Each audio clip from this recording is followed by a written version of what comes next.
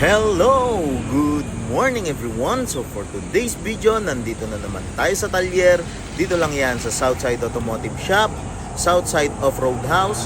So bali ngayon, meron tayo ditong gagawin na Mitsubishi Adventure. Bali for today's video, ang gagawin natin dito is maintenance or PMS or preventive maintenance like change oil, palit ng filters, linis ng brake, at check ng mga brakes. So bali ito, nakabaklas na yung mga gulong.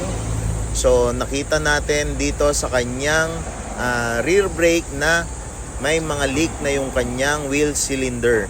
So bali magpapalit na tayo ng kanyang wheel cylinder. Tapos dito sa harapan is ayan, okay pa naman. So iki-cleaning natin yan. And then yung kanyang bushing dito sa kanyang stabilizer link is papalitan na rin natin. Tapos, ito yung kanyang wheel cylinder.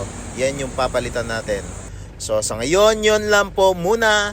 Ingat tayong lahat and God bless us all po.